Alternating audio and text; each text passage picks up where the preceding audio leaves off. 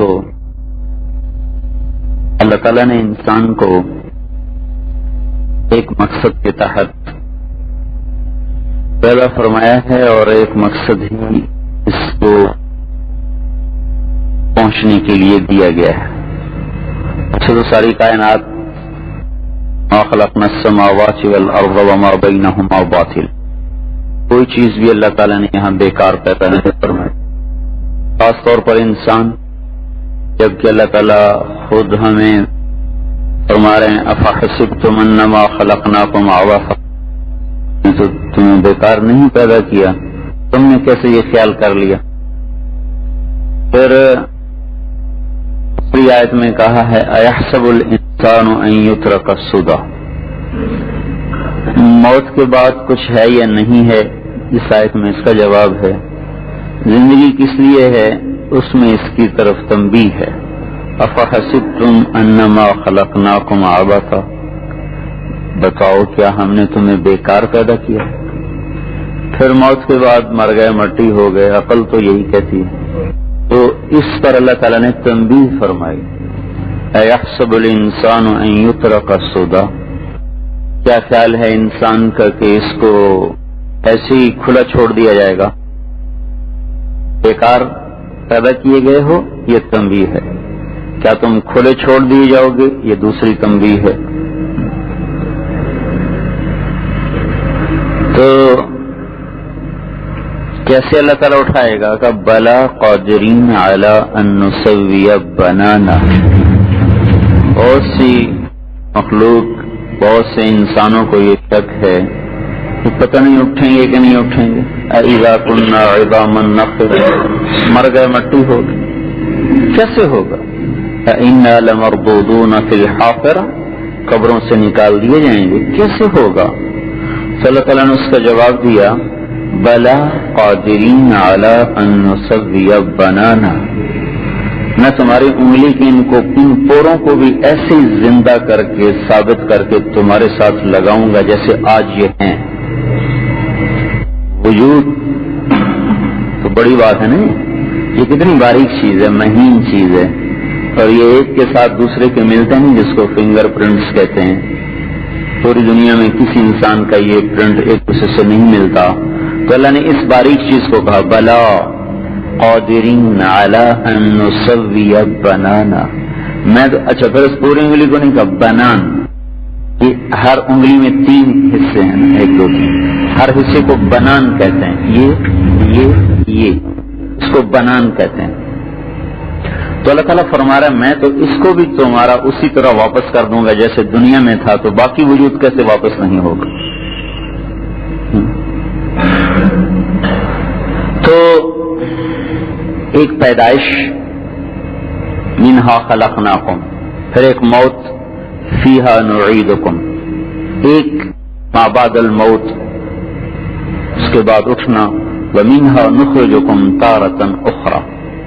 3 مرحلے ہیں اس انسان کے، ایک یہ ہے جس سے گزر رہا ہے، ایک وہ ہے جس پر آنے والا ہے، بوسوں پہ آ چکا ہے، ہم لائن میں لگے ہوئے ہیں، اور ایک وہ ہے جو بھی کسی پر بھی نہیں آیا کہ دوبارہ کھڑے ہونا۔ اس سے پہلے ایک مرحلہ ہے جو ہمارے شعور میں نہیں لیکن ہے، وہ عالم الارواح ہے۔ الست بربکم قالوا بلی، یہ وہ ہے کہ جب اللہ تعالیٰ نے سب کو جمع فرمایا عالم ارواح میں اور سوال کیا الست بربکم، اس وقت میں بھی تھا، آپ بھی تھے، ساری دنیا کے مسلم مشرک اور کافر بھی تھے۔ تو سوال ہے الست بربکم، رب ہوں؟ قالوا بلی، بالکل، یا اللہ آپ ہمارے رب ہیں۔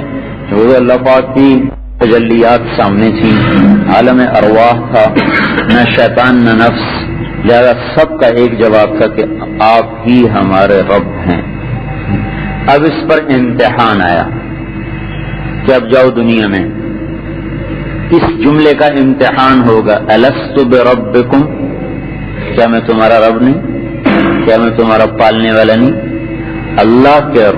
اللہ کو رب مان لینا، پالنے والا اگر اللہ کو مان لیا جائے تو سارے بازاروں سے جھوٹ ختم ہو جائے گا، رشوت ختم ہو جائے گی، خیانت ختم ہو جائے گی، ملاوٹ ختم ہو جائے گی، دھوکہ ختم ہو جائے گا، سب ختم ہو جائے گا. اس لیے کہ اللہ کا رب ہونا دل میں آ گیا. ابھی اللہ پاک کا رب ہونا زبان پر ہے، دل میں کوئی نہیں. پرورش اسباب سے سمجھی ہوئی، پیسوں سے، کاروبار سے. اللہ تعالیٰ سے پرورش کو سمجھا ہوا. تو وہاں پوچھا الست بربکم، میں ہوں کوئی اور ہے؟ کہا نہیں انت، بلا تو ہی ہے. اچھا جاؤ امتحان ہوگا. یہاں بھیج دیا. تو یہاں پھر اسی سبق کو دہرایا. پہلی سطر قرآن کی اور پہلی آیت قرآن کی آئی الحمدللہ، سب تعریفیں اللہ تعالیٰ کی. تو اللہ تعالیٰ کے تو صفاتی نام لامحدود ہیں. 99 تو ویسے آپ نے کہا کہ ان کو جو یاد کر لے وہ جنت میں چلا جائے گا. یہ نہیں کہ اللہ کے 99 نام ہے. اللہ کے تو اللہ کی ذات تو لامحدود ہے. تو لامحدود کی صفات بھی لامحدود ہوتی ہیں، جتنی صفات اتنے نام. تو لہذا جیسے اللہ کی ذات لامحدود ہے، اس کی صفات اور صفاتی نام بھی لامحدود ہیں. یہ 99 ہیں، جو ان کو یاد کر لیں، ان کو سامنے رکھ کے زندگی گزارے تو جنت میں چلا جائے گا. تو اللہ تعالیٰ نے سب سے پہلے اسی چیز کا تعارف کرایا جس کا وہاں اقرار لیا تھا. الست بربکم، رب ہوں؟ ہاں جی ہیں. اچھا سنو، الحمدللہ رب العالمین، سب تعریفیں اللہ کی. کون ہے؟ وہی جس کا تم نے کہا تھا کہ تو ہمارا رب ہے، وہی ہے رب العالمین. اچھا کتنی طاقتور بات ہے رب العالمین. تو گلستان کالونی تو اس میں آگے کیوں نہیں آگے؟ اور فیصل آباد کے سارے بازار بھی آ گئے، سارے دفتر بھی آ گئے. ان دفتروں میں کیوں رشوت چلتی ہے؟ بازاروں میں خیانت کیوں چلتی ہے؟ اور صنعت میں سود کیوں چلتا ہے؟ اور زراعت میں ظلم کیوں چلتا ہے؟ کہ اس جملے پر یقین ہٹا ہوا ہے. رب اللہ تعالیٰ تو ربکم بھی تو کہہ سکتا ہے، الحمدللہ ربکم. تو یہ بات پوری تھی. اتنا وسیع مفہوم لائے اللہ تعالیٰ کہ اس کے سامنے ہمارا وجود ایک حقیر ہو جائے. رب العالمین، جو عالمین کو پالے گا، مجھے نہیں پالے گا، عالمین کا پالنے والا. کیسا پالنے والا ہے؟ موسیٰ علیہ السلام نے پوچھا یا اللہ، یہ زمین آسمان جو تو نے کہا تھا میری اطاعت کرو، ایتیا طوعن او کرہن، قرآن میں تھا، آؤ میری مانو. تو انہوں نے کہا یا اللہ ہم مانتے ہیں. تو موسیٰ علیہ السلام نے پوچھا یا اللہ اگر یہ انکار کر دیتے تو آپ کیا کرتے؟ اللہ تعالیٰ نے فرمایا ایک جانور چھوڑ دیتا سب کو کھا جاتا. آپ کی زمین سے سورج 12 لاکھ گنا بڑا ہے. زمین سے سورج کا حجم 12 لاکھ، اور سورج کا جو نظام شمسی ہے یہ 7.5 ارب میل کے دائرے میں گھوم رہا. 7.5 ارب میل کے دائرے. اور یہ 7.5 ارب میل کا جو دائرہ ہے یہ 20 کہکشاؤں کا ایک مجموعہ ہے. اس کے ایک کونے میں پڑا ہوا ہے، ایک کونے میں، اور 17 کہکشائیں. ان 17 کہکشاؤں کا جو مجموعی فاصلہ ہے وہ 20 لاکھ لائٹ ایئر ہے. 20 لاکھ نوری سال، یعنی 1,86,000 میل فی سیکنڈ سے اگر آپ اپنی کہکشاؤں میں چلنا شروع کریں تو 20 لاکھ سال کے بعد آپ کی کہکشائیں ختم ہوگی. یہ 17 اور ایسی 10 کھرب کہکشائیں دیکھی جا چکی ہیں، اور جو اندیکھی ہیں وہ اس سے زیادہ. تو اللہ تعالیٰ نے کیا کہا کہ ایک جانور 100 زمین. اور اچھا یہ تو آسمان کے نیچے ہے، نہیں تو بہت چھوٹا ہے. جو آسمان تو دوسرا، تیسرا، چوتھا، 5واں، 6واں، 7واں، تو اس کا کتنا بڑا منہ ہوگا جو سب کو غرق اندر لے جائے. تو موسیٰ علیہ السلام تو حیران پریشان ہو کہ یا اللہ این تلک الدابہ، وہ جانور کہاں ہے؟ تو اللہ تعالیٰ نے فرمایا فی مرج من مروجی، میری چراگاہوں میں سے ایک چراگاہ میں چر رہا ہے. تو اس جانور کا حجم اور اس چراگاہ جس میں وہ چرتا ہے، اب آپ خیال فرمائیں کہ کتنا بڑا وہ رب ہے. موسیٰ علیہ السلام نے پوچھا این ذلک المرج، وہ چراگاہ ہے کہاں؟ اتنی بڑی ہے کہاں؟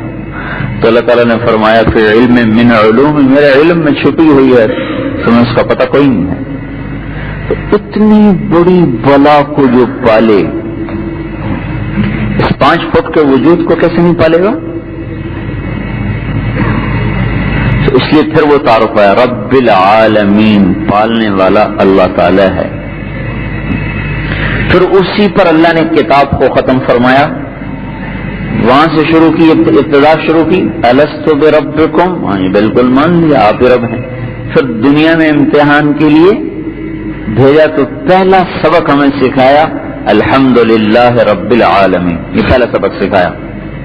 پھر جب سبق کو ختم کیا تو اسی پہ ختم کیا قل اعوذ برب الفلق، قل اعوذ برب الناس، رب سے ابتدا کی، رب العالمین سے ابتدا کی، اور رب الفلق اور رب الناس کو اس کی انتہا کی۔ رب ہونے کو اللہ نے اس طرح ابتدا میں، انتہا میں، اور عالم ارواح میں اللہ تعالیٰ نے اس کو یوں دہرایا اور پھر آیا۔ پھر جو رکوع کی تسبیح ربی العظیم، سجدے کی تسبیح ربی الاعلی، سورہ فاتحہ کو ہر رکعت میں پڑھوایا رب العالمین۔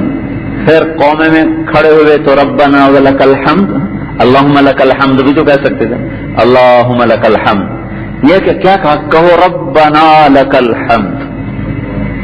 پھر سجدے میں جا کے وہ کیسے سبحان الاعلی، اتنا نہیں کہا سبحان اللہ، سبحان اللہ العظیم، سبحان اللہ العلی، نہیں کہ رب کہو رب، اور ربنا نہ کہو ربی کہو، میرا سبحان ربی، سبحان ربی میرا رب پاک العظیم، بڑی عظمت والا، مجھے حلال میں ہی کھلائے گا، حرام کی مجھے ضرورت کوئی نہیں، حرام کی ضرورت کوئی نہیں۔ پھر اسی کو کھڑا کیا، پھر کہو ربنا لک الحمد، سب کی طرف سے اب کہو سب اے ہمارے رب۔ پھر سجدے میں جاؤ، پھر کہو سبحان ربی میرا رب، میرا رب الاعلی، جیسے آپ کہتے ہیں نا میری دکان، میری دکان یہاں سے روٹی آتی، میرا دفتر یہاں سے تنخواہ ملتی، میری فیکٹری یہاں سے پیسہ آتا ہے، میری زمین یہاں سے پیسہ آتا ہے۔ تو اللہ تعالیٰ یوں کہہ رکھا ہو ربی میرا رب، یہاں سے رزق آتا ہے، ربی العظیم، ربی الاعلی، رب العالمین، ربنا لک الحمد، رب الناس، رب الفلق۔ اس کو دوہرا دوہرا کے اللہ ہمارے دماغ پہ ہتھوڑے مارتا ہے کہ پالنے والا تو میں ہوں، تم کیوں جھوٹ بول رہے ہو، پالنے والا تو میں ہوں، تم کیوں خیانت کر رہے ہو، پالنے والا تو میں ہوں، تم کیوں رشوت لے رہے ہو، پالنے والا تو میں ہوں، تم کیوں خیانت کر رہے ہو، پالنے والا تو میں ہوں، تم کیوں لوگوں کی جبیں کاٹ رہے ہو، پالنے والا تو میں ہوں، تم کیوں ظلم کر رہے ہو، پالنے والا تو وہ ہے، تم کیوں زکوٰۃ کو روکے بیٹھے ہو، کیوں عشر کو روکے بیٹھے ہو۔ یہ اسلام کی بنیاد ہے، دین پر چلنے کی یہ پہلی بنیاد ہے۔ اور پھر اسی کا پہلا سوال ہے الست بربکم، کیا میں تمہارا رب نہیں؟ یا اللہ ہیں، آؤ تیاری کرو، اب تیاری کرو، کیونکہ یہاں تو کچھ نظر نہیں آتا، یہاں اللہ دکھائے گا یہ دکان، یہ نوکری، یہ بلڈنگ، یہ تجارت، یہ فیکٹریاں، یہ کپڑا، یہ ٹافیاں، یہ گڑ، یہ کپاس، یہ کھجور، یہ لوہا، یہ تانبا، یہ پیتل، یہ چاندی، یہ سب اللہ، یہ ڈاکٹری، یہ انجینئرنگ، یہ سب اللہ تعالیٰ ایسے دکھائے گا، اور اس کے پیچھے اپنے آپ کو بٹھائے گا کہ رب وہ ہے، یہ سارے اس کے بنائے ہوئے نقشے ہیں، رب وہ ہے، سارے اس کے نقشے، جیسے آپ نے یہ سب لائٹیں لگائی ہیں، اور اس کے پیچھے کیا ہے؟ بجلی کی طاقت ہے۔ اگر وہ بجلی کی طاقت پیچھے سے نہ چلے تو ان سے روشنی آ سکتی ہے؟ آپ اس کی بجائے 10,000 لگا لیں، ساری مسجد کے میں ٹیوبوں کے ساتھ اس کو دیوار بنا دیں، اور پیچھے واپڈا والے کرنٹ نہ چھوڑیں تو آپ کا ایک زیرو کا بلب بھی نہیں جلے گا، اور کرنٹ چھوڑ دے تو زیرو سے لے کر 1000 واٹ 10,000 تک سب جلنے لگ جائے گا۔ یہ دکانیں، یہ زمین، یہ زراعت، یہ بلڈنگیں، یہ تجارتیں، یہ نوکریاں، یہ سب کچھ ان ٹیوبوں کی طرح اور بلبوں کی طرح ہیں، پیچھے اللہ کے رب ہونے کا نظام چل رہا ہے. وہ پیچھے سے رزق چھوڑتا ہے، پیچھے سے وہ رزق چھوڑتا ہے. تو آگے وہ کسی کی دکان سے نکل آتا ہے، کسی کی زمین سے نکل آتا ہے، کسی کی نوکری سے نکل آتا ہے، کسی کی فیکٹری سے نکل آتا ہے، کسی کی ریڑھی سے نکل آتا ہے، کسی کی مزدوری سے نکل آتا ہے، کسی کی تجارت سے نکل آتا ہے، کسی کی حکومت سے نکل آتا ہے. پیچھے آنے والا منبع ایک ہے، آگے بھانڈے ہر ایک کے مختلف ہیں. پانی آپ نے جگ میں ڈالا تو اس نے جگ کی شکل اختیار کر لی، گلاس میں ڈالا تو گلاس کی شکل اختیار کر لی، آپ نے اس کو سراہی میں ڈالا تو اس نے سراہی کی شکل اختیار کر لی، آپ نے اس کو بالٹی میں ڈالا تو اس نے بالٹی کی شکل اختیار کر لی، ٹب میں ڈالا تو اس نے ٹب کے دائرہ بنا لیا، جس لوٹے میں ڈالا تو ایسے ٹیڑھا ہو کے اس میں کھڑا ہو گیا. لیکن پیچھے سے پانی ایک ہے، پیچھے سے اللہ کا رب ہونا یہ رزق کو پہنچا رہا ہے. آگے کسی نے فیکٹری آگے کر دی تو اس میں سے نکل ہے، کسی نے دکان آگے کر دی، کسی نے نوکری آگے کر دی، کسی نے تجارت آگے کر دی، کسی نے زراعت آگے کر دی، کسی نے مزدوری آگے کر دی، کسی نے محنت آگے کر دی، کسی نے اپنا علم آگے کر دیا. تو پیچھے سے دینے والا اللہ ہے اکیلا. یہاں وہ شکلیں بدلتا ہے، ان شکلوں میں لگ کے انسانوں کو دھوکہ لگ جاتا ہے. کیونکہ نظر جو یہی آتا ہے، نظر جو یہی آتا ہے، سوچ لے کے شام تک دکان چلائی، شام کو پیسے کھڑے کر کے جیب میں ڈالے اور گھر لے گیا، تو نظر تو یہی آیا کہ یہاں سے آیا. خبر نے بتایا کہ اللہ سے آیا. نظر اور خبر میں بڑا تضاد ہے، اور ہمیں حکم دیا گیا ہے کہ خبر پہ یقین کرو، نظر پہ یقین نہ کرو. نظر تو دھوکہ دیتی ہے، روشن دن میں غلط دیکھ جاتی ہے، اندھیرے میں تو اور زیادہ غلط ہو جاتی ہے. تو خبر یہ ہے کہ دینے والا اللہ ہے، نظر یہ ہے کہ میری دکان ہے، خبر یہ ہے کہ شفا اللہ کی طرف سے ہے، اور نظر یہ ہے کہ ابھی پونسٹون کی گولی ہے میرا درد دور ہو گیا. تو اس رب ہونے پر اللہ نے اسلام کی بنیاد کو قائم کیا ہے. جو اللہ کو رب مان جائے گا وہ اللہ کے ہر حکم پہ چلتا چلا جائے گا. تو پہلا امتحان ہے الست بربکم، وہاں تو جواب خود ہی دیا، دلوا دیا، بتا بلا، اب بھیج دیا یہاں. کہا اب دیکھو میرا رب ہونا وہ پیچھے ہے دیوار کے پیچھے، اور آگے تمہارے مختلف شکلیں ہیں، مختلف تمہارے سامنے صورتیں ہیں. کہیں ٹیوب بجلی کی، بجلی ہے نا، اس کے پیچھے وہ ایک ہی چیز ہے، اس کی کوئی شکل نہیں. وہ ٹیوب میں آئی تو پھیل گئی، لمبی ہو گئی، بلب میں آئی تو گول ہو گئی، اور اس فانوس میں گئی تو اس نے فانوس کی شکل اختیار کر لی. لیکن پیچھے اس کی چیز، وہ آنے والا مادہ ایک ہے، آنے والا کرنٹ ایک ہے. پیچھے سے رزق کا نظام اللہ کے ہاتھ میں آ رہا ہے.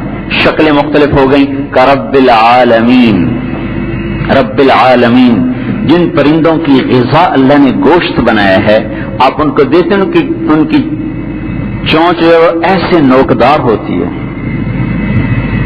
وہ مرغی کی طرح ان کی چونچ نہیں ہوتی. تو پھر کھائیں گے کیسے، وہ شکار کیسے کریں گے؟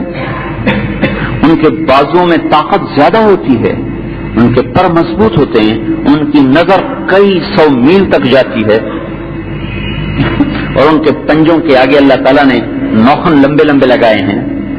مرغی کے یہ نہیں لگائے کہ مرغی کی یہ ضرورت کوئی نہیں، یہ اس کے رب ہونے کا نظام چل رہا ہے. جنہوں نے گوشت کھانا ہے جانوروں نے، ان کے دانت لمبے کر دیے، نوکیلے کر دیے، تیز کر دیے، طاقت بھر دی. جنہوں نے گھاس پھوس کھانا ہے ان کے ویسی عادی بنا دیے. اس کے رب ہونے کا نظام ہے. جن جانوروں نے برف میں پیدا ہونا ہے ان کے جسم پر موٹی تہ بالوں کی لگا دی. وہی جانور پنجاب میں پیدا ہوتا ہے تو اس کی بال ہیں کوئی نہیں، خالی کھال ہوتی. یہی بکری جب فیصل آباد میں پیدا ہوتی ہے تو اس کے جسم پہ خالی کھال ہے، بال ہے ہی کوئی نہیں. یہی بکری جب گلگت میں پیدا ہوتی ہے تو اس پر اتنے بڑے بال آ جاتے ہیں. یہ اللہ کا رب ہونا ہے کہ وہ اونٹ کو ریت میں چلانا تھا تو اس کے پاؤں ایسے بنا دیے کہ اس میں وہ دھنسنے کے قابل ہی نہیں، اور بطخ کو پانی میں تیرانا تھا تو اس کے پنجوں کے اندر اللہ تعالیٰ نے چپو لگا دی. مطلب ایسے 3 ہیں اس کے چل رہے ہیں شاخیں. مرغی کے خلا ہے، اس نے زمین پہ چلنا ہے، اور بطخ کی ہی وہ ایک نسل ہے، مرغی کی ایک نسل ہے بطخ، اس نے پانی میں تیرنا تو اس کے یہاں پردے لگا دیے، چپو لگا دے کہ اس میں تیر سکے. یہ اللہ کا رب ہونا ہے. اور پھر ہر چیز کو اس کی ہر چیز کو اس کا علم دے دیا کہ تیری غذا کیا ہے. ہم تو بتاتے ہیں نا اپنے بچوں کو یہ کھانا یہ نہیں کھانا، یہ کھانا یہ نہیں کھانا، لیکن جانوروں کو کون بتاتا ہے؟ آپ شیر کے سامنے بڑا خوب مزیدار حلوہ پکا کے رکھ دیں وہ تو منہ بھی نہیں لگائے. خبر لگ کیسا بے قدرا آدمی حلوہ نہیں کھاتا. اور باسی گلا سڑا کالا سیاہ گوشت کا ٹکڑا اس کے سامنے رکھ دیں وہ ایک دم منہ مارے گا. یہ سبق اس کو کس نے سکھایا ہے؟ اللہ تعالیٰ کے رب ہونے نے اسے سکھایا کہ حلوہ میری غذا نہیں، یہ گوشت میری غذا ہے. آپ بکری کے سامنے قورمہ پکا کے رکھ لیں وہ تو ادھر منہ لے جائے گی، یہ کیا مصیبت میرے سامنے کیا رکھ دیا. اسی کے سامنے کانٹے دار جھاڑی رکھ دیں وہ سب چبا کے کھا جائے گی. یہ اس کا رب ہونا ہے. ربنا الذی اعطى كل شيء خلقه ثم هدى. میرا رب وہ ہے جس نے ہر چیز کو پیدا کر کے اس کو زندگی گزارنے کے طریقہ سکھایا، زندگی کا طریقہ سکھایا. پھر اسی کو قرآن میں دہرایا، رب العالمین، رب الفلق، رب الناس. پھر نماز میں سکھایا رب العالمین، رب العظیم، ربنا لک الحمد، ربی الاعلی. پھر اسی کا سوال پہلا قبر میں اٹھایا، من ربک. یہ نہیں پوچھے گا من الہک، تو کس کی بندگی کرتا تھا، یہ سوال کوئی نہیں. من الہک، تیرا معبود کون ہے؟ تو معبود تو ہم سب اللہ کو سمجھتے ہیں. کوئی بالکل جاہل گنواری ہے جو کسی غیر کو سجدہ کرے، تو گرا پڑا مسلمان بھی جس نے کبھی زندگی میں ایک سجدہ بھی نہیں دیا وہ بھی کبھی بت کو سجدہ نہیں کرے گا، پتھر کو سجدہ نہیں کرے گا. اور ہم کو مشرک ہوں. جو مصیبت آئے گی نا وہ رب ہونے کے یقین میں آئے گی. بڑے بڑے نمازی پھنسے پڑے ہوں گے، یہاں بڑے بڑے مبلغ پھنسے پڑے ہوں گے.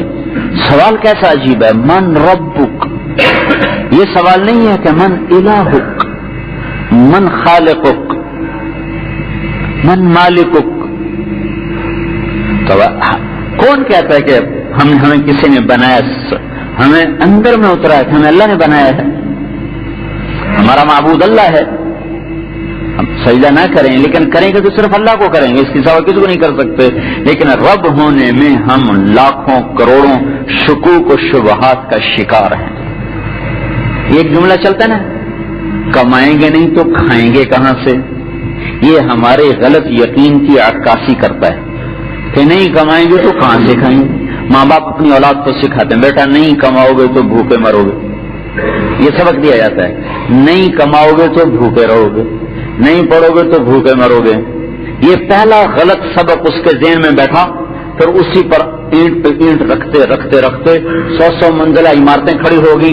اب کہتے ہیں معیشت خراب ہوئی، کرپشن ختم کرو. ان کا باپ بھی نہیں ختم کر سکتے. تو فوج ہے یہاں اولیاء کرام کی جماعت بیٹھ جائے وہ بھی ان سے کرپشن نہیں مٹا سکتے کہ ان کے رب ہونے کا یقین غلط ہو چکا ہے. جس کا یقین غلط ہو جائے اسے خارجی طاقت سے کوئی نہیں ہٹا سکتا. پانی کا کام ڈھلوان کی طرف چلنا ہی چلنا ہے، آپ اسے روک ہی نہیں سکتے. آپ یہاں سے روکیں گے تو یہاں سے نکل جائے، وہاں سے روکیں گے یہاں سے نکل جائے گا. سوری اگر بال لگا دیں گے تو اوپر بڑھنا شروع ہو جائے گا، پھر وہ چھلکنا شروع ہو جائے گا. اس نے ڈھلوان کی طرف جانا ہی ہے. جس آدمی کا یقین اللہ کے رب ہونے پر کمزور ہو چکا ہے، میں یہ نہیں کہتا کہ ہم کسی اور کو رب مانتے ہیں، رب اللہ کو سمجھا ہوا ہے، یقین اس پہ کمزور ہے. جس معاشرے کے افراد کا یقین یہ ہو کہ کمائی سے ہمارے کام بنتے ہیں، پیسے سے ہمارے ضرورتیں حل ہوتی ہیں، پیسے سے ہمیں عزت ملتی ہے، پیسے سے ہمارے مسائل حل ہوتے ہیں، پیسے سے ہمارے کام چلتے ہیں، اس معاشرے کو، اس ذہن کے افراد کو دنیا کی کوئی طاقت حرام سے ہٹا نہیں سکتی، جھوٹ سے، خیانت سے نہیں ہٹا سکتی. کتنے ڈنڈے لائیں گے بھائی؟ فوج کتنے ڈنڈے لائے گی؟ نہیں ہو سکتا، ناممکن ہے. ہاں اگر یقین بدل دیا جائے، یقین بدل دیا جائے تو پھر سب کچھ ہو سکتا ہے. کہ ریمنڈ کے اجتماع میں ایک ریڑھی والا، یہ چھولے بیچنے والا، ایک فروٹ بیچنے والا 1 لاکھ روپے اٹھا کے لا کے یہ کسی کا گرا پڑا تھا، آپ لیں اس نے یہ 1 لاکھ روپے جب میں کیوں نہیں رکھا؟ جو آدمی ریڑھی لگا رہا ہے تو کتنے پیسے کمائے گا؟ وہ تو کبھی اس کی دن کو کبھی روٹی بھی نہیں پوری ہوتی. ریڈی والے بیچارے کی کبھی تو روٹی بھی نہیں پوری ہوتی. تو اس کے لیے ₹1,00,000 تو یہ تھا میں تو میرا وہ سال گزر جائے گا. لیکن وہ ₹1,00,000 اس سے ذرا اٹھا کے وہاں جو امانت خانہ بنا ہوا تھا اجتماع گاہ میں وہاں اس نے لا کے دے دیا کہ جناب یہ ₹1,00,000 ہے. تو کراچی کا ایک آدمی تھا جس کا وہ گرا تھا, وہ آیا, وہ بیچارہ اس کی تلاش میں تھا, اس کو اٹھا کے دیا.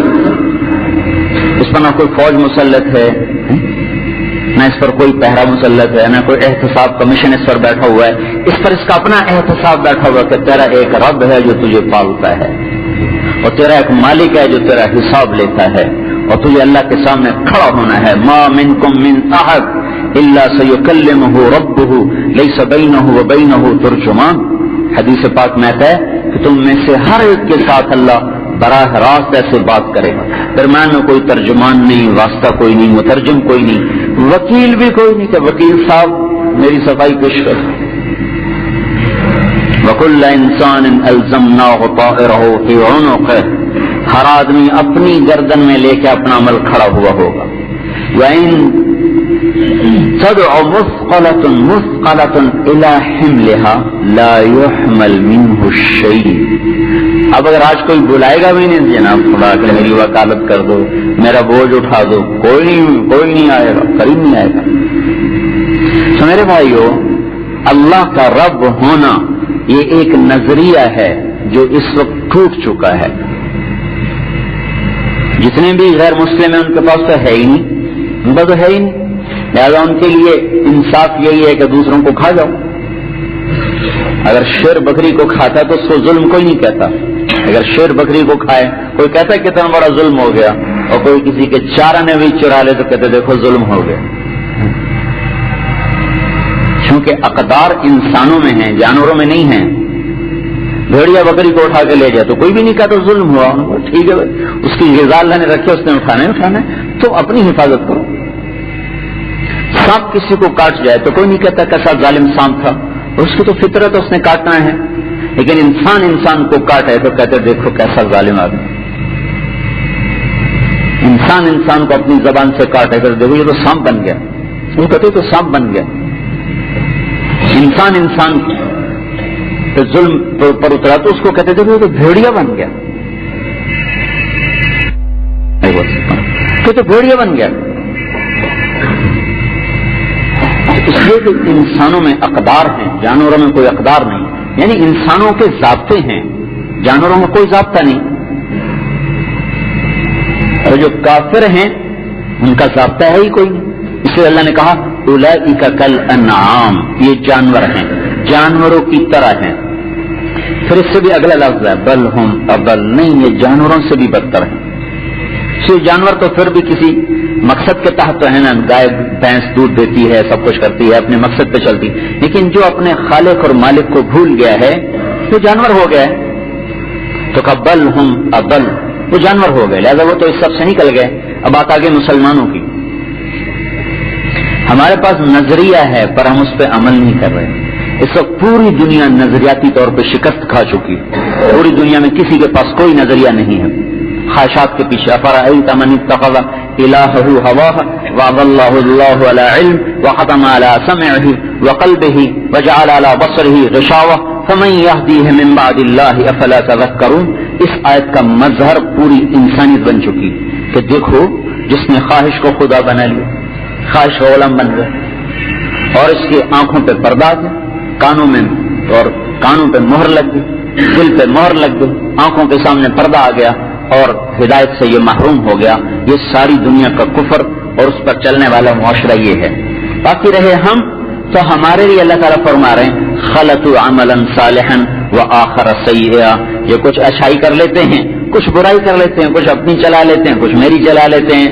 تو اب یہ پانی صاف شفاف ہے, اس میں ایک قطرے کا 1000واں حصہ بھی پیشاب گر جائے تو پینے کے قابل نہیں رہے گا. اس میں پیشاب کے قطرے کا 1000واں حصہ کوئی وزن نہیں رکھتا, لیکن پھر بھی یہ ناپاک ہو گیا, پینے کے قابل نہیں رہا کہ اس میں نجاست شامل ہو گئی. تو یہ جو آج کا اسلام ہے اس میں نافرمانی کی نجاست شامل ہو چکی ہے. ہمارے پاس نظریہ ہے پر ہم نے اس کو کتابوں میں رکھا ہوا ہے. پوری دنیا کے انسانوں کے مسائل کا حل اس امت کے پاس موجود ہے، لیکن یہ خود ہی اپنے نظریے سے اڑ چکے ہیں۔ پوری دنیا کوئی مقصد سامنے نہیں، کوئی نظریہ سامنے نہیں سوائے خواہشات کی، اور خواہش ایک آدمی کے ظلم سے پوری ہوتی تو ایک آدمی پہ ظلم کریں گے، ایک ملک پر ظلم کر کے خواہش پوری ہوتی ہے تو ایک ملک پہ ظلم کریں گے، ساری نسل کو تہس نہس کر کے ان کی خواہش پوری ہوتی ہے تو پوری نسل کو تہس نہس کر دیں گے، کوئی غرض نہیں ہوگی ان کو، کون بچا کون جیا کون مرا۔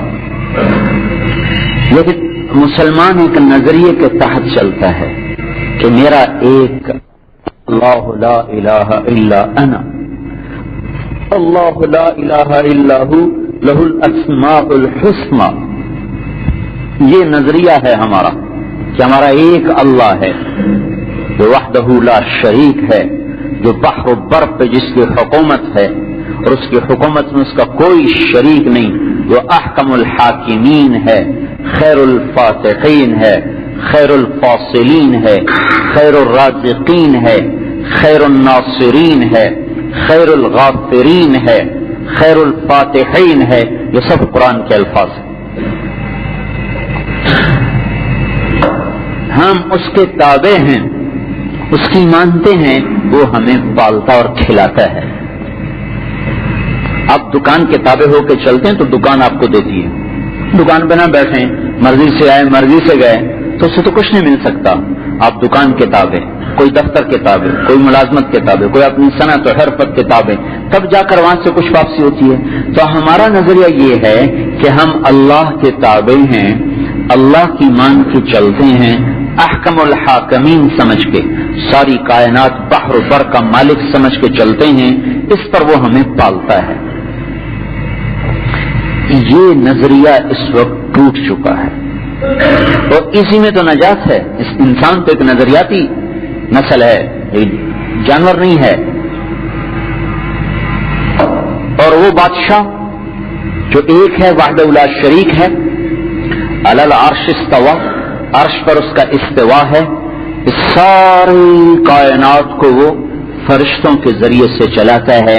یہ ایمان آ گیا، آمنت باللہ وملائکتہ، فرشتے اس کے لشکر ہیں، وما یعلم جنود ربک الا ہو، اور اس کی تعداد کو اللہ کے سوا کوئی نہیں جانتا، اور ذرے ذرے پر، ہواؤں پر، پانیوں پر، پہاڑوں پر، نباتات جمادات پر فرشتے، حیوانات پر فرشتے، نباتات پر فرشتے، انسانوں کے ساتھ فرشتے، بادلوں کے ساتھ فرشتے، بارش کے قطروں کے ساتھ فرشتے، پھلوں کے ساتھ فرشتے، پتوں کے ساتھ فرشتے، موسم کے ساتھ فرشتے، سمندروں پر فرشتے مقرر، معدنیات پر فرشتے مقرر، اور جمادات پر فرشتے، نباتات پر فرشتے، پہاڑوں پہ فرشتے مقرر، صحراؤں پہ فرشتے مقرر، میدانوں پہ فرشتے مقرر، دریاؤں پہ فرشتے مقرر، کڑے اور میٹھے پانی کو جدا کرنے پر فرشتے مقرر۔ کبھی نظر آئے کہ کڑوا میٹھے میں چلا گیا اندر؟ کوئی نہیں، کیا ہے؟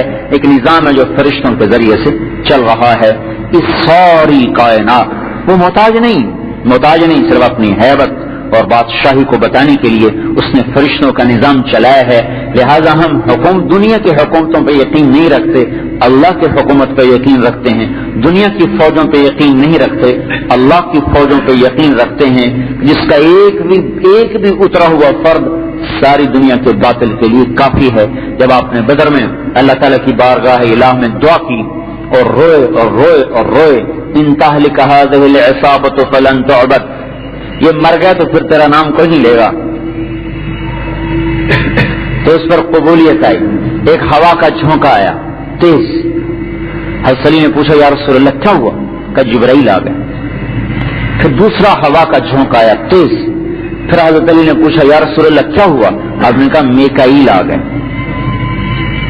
فأیدناہ بروح القدس، ہم نے اس کو تقویت پہنچائی، مدد کی۔ وانزل علیکم جنودا لم تروها، پھر ہم نے تم پر وہ لشکر اتارے جو تم نہیں دیکھ سکتے۔ اور صحابہ دیکھتے تھے۔ ایک لڑائی میں، روم کی لڑائی میں مسلمان 8,000 تھے، رومی 1 لاکھ تھے۔ جرجیس سردار تھا اور ادھر عمرو بن عاص امیر تھے۔ تو 8,000 آدمی 1 لاکھ کے مقابلے میں کیا ہوتے ہیں بھائی؟ کچھ بھی نہیں۔ تو 1 لاکھ نے ان کو یوں گھیرے میں لے لیا، چاروں طرف سے گھر گئے۔ کوئی راستہ نکلنے کا باقی نہیں بچا.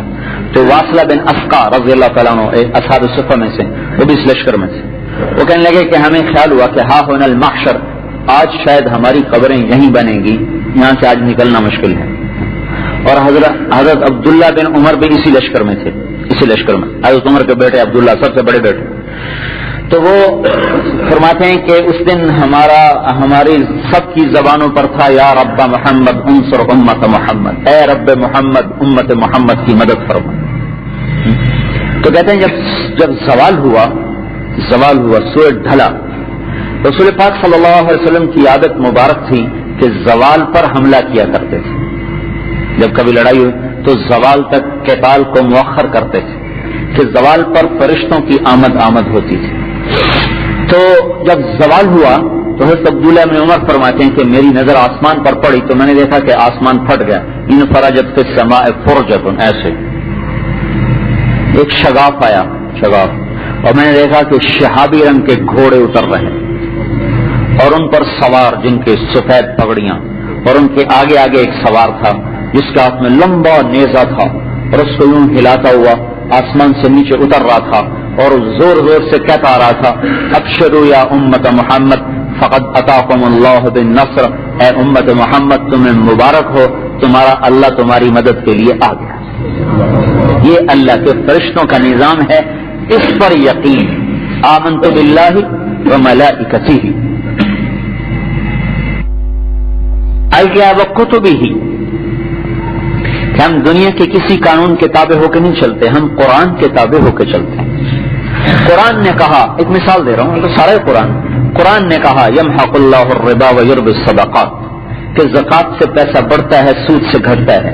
لیکن ہم سب کی نظر نے دیکھا کہ سود سے 100 کے 120 ہو گئے اور زکات پر 100 کے 97 ہو گئے. یہ گھٹ گئے، وہ بڑھ گئے. لیکن ہم قرآن کو سامنے رکھ کے چلتے ہیں.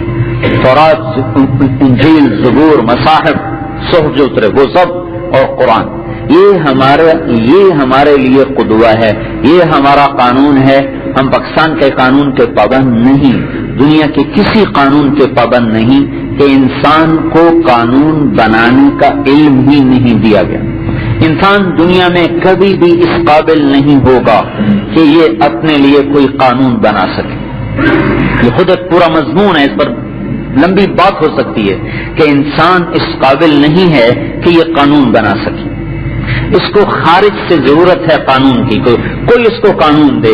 اس کمی کو قرآن نے آ کر پورا کیا کہ یہ ہے ان ھذا القرآن یہدی للتی ہی اقوم، یہ قرآن ہے جو تمہیں سیدھا راستہ بتائے گا، یعنی تمہیں تمہارے مسائل کا حل بتائے گا. سیدھے راستے سے تو مسئلے حل ہوتے ہیں. سارے پاکستان کا مسئلہ الجھا پڑا ہے، سارے شہروں کا مسئلہ الجھا پڑا ہے، صوبوں کا مسئلہ الجھا پڑا ہے، افراد کا بھی الجھا پڑا ہوا ہے. ڈور کا سرا ہاتھ میں آئے گا تو یہ ڈور کھولے گی نہیں تو اور تنگ ہوتی جائے گی اور گانٹھیں پڑتی جائیں گی. اس کا سرا ہے کہ پورا فرد سے لے کر پورا مجموعہ وہ قرآن کو سامنے رکھ کے اپنی زندگی کی ترتیب اٹھائے. چاہے سب چلا جائے، چاہے سب بچ جائے، ادھر ادھر نہ جائے. کہ للتی ہی اقوم، ہم اپنے لیے چاہتے ہیں سڑک سیدھی ہو، گھر کا نقشہ بھی سیدھا ہو، پلاٹ بھی سیدھا ہو، ہر چیز کے لیے سیدھا، کپڑے میں کوئی شکن نہ ہو، سیدھا ہو، سلائی بھی سیدھی ہو، اور خود ٹیڑھا چلنا چاہتے ہیں. تو بھائی جو اپنی سلائی کو کہے سیدھی کوئی نہیں ہے، درزی کو ڈانٹو، اپنا پورا ہی وجود ٹیڑھا کر دیا ہے. تو ہمارا تیسرا نظریہ یہ ہے کہ ہم کتاب پہ چلتے ہیں، وہ کتب ہی، اللہ کا قانون ہے قرآن، اس کو ہم لے کے چلتے ہیں. وَأَنَّ هَذَا صِرَاطِي مُسْتَقِيمًا فَاتَّبِعُوهُ، اتنا بڑا دعویٰ کوئی نہیں کر سکتا کہ یہ ہے سیدھا راستہ، اس پہ چلو، یہ صحیح قانون ہے جس پہ چل کے تمہاری معاشرت، معیشت سب ٹھیک ہو جائے گا. آپ پوری دنیا میں پھریں تو ایک ملک بتا دیں جو صحیح مستحکم کھڑا ہو، سب ہل رہے ہیں.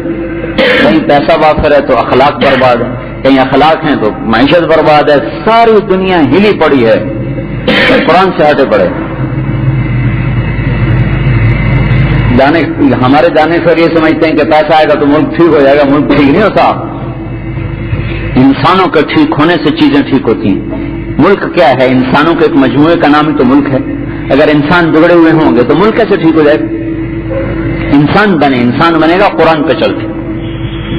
وہ رسول ہی ہمارے ایمان کی جو چوتھی بنیاد ہے، وہ رسول ہی، اللہ بادشاہ ہے، فرشتے اس کا لشکر ہیں، کتاب اس کا قانون ہے، اور رسول اس کی بھیجی ہوئی شخصیتیں ہیں جن کے پیچھے چل کے منزل ملے گی اور کسی کے پیچھے چل کر بھی منزل نہیں مل سکتی۔ راہبر نمونہ، دنیا میں کوئی شخصیت نمونہ نہیں ہے، کسی کی شخصیت نمونہ نہیں، کسی کے پیچھے چل کر راہ نجات نہیں، کسی کے پیچھے بھی چل کر منزل تک نہیں پہنچ سکتے، صرف رسول اللہ صلی اللہ علیہ وسلم کی ذات اقدس وہ ذات ہے جس کے پیچھے چل کر ہم منزل تک پہنچ سکتے ہیں۔ یہ بنیاد، یہ یقین۔ تو آپ کے طریقے میں ڈھلنا، وَذَرُوا ظَاهِرَ الْإِثْمِ وَبَاطِنَهُ، اللہ تعالیٰ کا ظاہری برائیاں بھی چھوڑو اور باطنی برائیاں بھی چھوڑو، ظاہراً بھی حضور کا اتباع کرو اور باطناً بھی آپ کا اتباع کرو، اندر سے بھی آپ کا اتباع ہو اور باہر سے بھی آپ کا اتباع ہو، تب جا کر رسول کے لفظ پر ایمان مکمل ہوگا۔ پاکستانی فوجی اگر ہندوستانی فوج کی وردی پہن لے تو اس کا کورٹ مارشل ہو جائے گا، کیا کیا اس نے؟ کوئی غداری کی ہے، کوئی بے وفائی کی ہے، جنگ لڑا رہا ہے، محاذ جنگ پر ہے اور خون و خون ہے، لیکن ایک دن دیکھا تو ہندوستان کے سپاہی کی وردی پہن کے آ گیا میدان میں، تو اس سے پہلے تو اس کو گولی مار دیں گے کہ یہ غدار ہو گیا۔ وہ کہیں نہیں میرا اندر ٹھیک ہے، وہ کہیں گے تیرا باہر گندا ہے۔ باہر کو بھی بدلو، اندر کو بھی بدلو، اندر ٹھیک ہو جائے باہر ٹھیک نہ ہو، یہ بھی عند اللہ مردود ہے۔ باہر ٹھیک ہو اندر ٹھیک نہ ہو، یہ بھی عند اللہ مردود ہے، کہ دونوں ٹھیک کرو۔ شیطان کہتا ہے پہلے اندر تو ٹھیک ہو جائے پھر باہر بھی ٹھیک ہو جائے گا، یہ بھی کبھی ہوا؟ ہمیشہ پہلے باہر بنتا ہے پھر اندر بنتا ہے۔ یہ دیواریں پہلے کھڑی ہوئی، لکڑی بعد میں لگی ہے، لکڑی پہلے لگاتے ہیں، لکڑی تو بعد میں لگتی ہے۔ یہ اس کا باطن ہے، یعنی اس کا حسن، اس کا جمال، اس کی خوبصورتی، اس کا باطن۔ اس کا ظاہر کیا تھا؟ بلڈنگ کھڑی کر دی۔ اس کا باطن کیا ہے؟ اس کو خوبصورت کیا، مزین، یہ اس کا باطن ہے۔ باطن ظاہر کے بعد بنتا ہے، پہلے ظاہری شریعت کا آدمی پابند بنتا ہے، لیکن اب پہلے آدمی نماز پڑھتا ہے پھر ہی تو خوشو آتا ہے۔ نماز ہی نہ پڑھے گا جو خوشو تو ہے نہیں، پہلے خوشو تو پیدا ہو پھر نماز پڑھوں گا، خوشو آئے گا کہاں سے؟ نماز پڑھے گا تو خوشو آئے گا، روزہ رکھے گا تو تقوی آئے گا، مگر پہلے تقوی آ جائے پھر میں روزے رکھوں گا، پہلے میرا اندر ٹھیک ہو جائے پھر میں سنت کے مطابق چلوں گا، یہ تو شیطان کا چکر ہے۔ تو ہمارے لیے بنیاد حضرت محمد صلی اللہ علیہ وسلم کی ذات اقدس ہے۔ والیوم الآخر، ہم آخرت پر یقین رکھتے ہیں۔ ہم آج پہ یقین نہیں رکھتے، کل پہ یقین رکھتے ہیں۔ آج کے مسائل سے پریشان نہیں ہوتے، کل کے مسئلے سے پریشان ہوتے ہیں، جو کل آ رہی ہے موت کے سامان لے کر، اور وہ جو کل آ رہا ہے حشر کا سامان لے کر، اور وہ جو کل آ رہا ہے موت کا، قیامت کا دھماکہ لے کر، اور اس سے آنے والا کل جو آ رہا ہے بڑی خوفناک چیخ لے کر، فَإِذَا جَاءَتِ الصَّاخَّةُ فَإِذَا جَاءَتِ الطَّامَّةُ الْكُبْرَى، وہ بہت بڑا ہنگامہ، وہ بہت خوفناک چیخ، الطامہ، ایک دم شور و غل ہو، اس کو طامہ کہتے ہیں، اور پہلے تھوڑی آواز، پھر زیادہ، پھر زیادہ، پھر زیادہ، پھر زیادہ، پھر زیادہ، پھر کان کے پردے چیر دے، اس کو صاخہ کہتے ہیں، صاخہ۔ تو وہ طامہ بھی ہے، وہ صاخہ بھی ہے، ایک ہنگامہ ہے شور کا، اور ایک صاخہ ہے تدریجاً آگے بڑھتی چلی آ رہی۔ تو ہم آج سے نہیں کل سے اثر لینے والے بنے، کل سامنے ہو آج سامنے نہ ہو۔ جیسے ہم کل کے لیے آج پروگرام بناتے ہیں نا، کل یہ کرنا ہے، کل یہ کرنا ہے، کل کا یہ مسئلہ ہے، اس کل کے مفہوم کو تھوڑا اور لمبا کر دیا جائے۔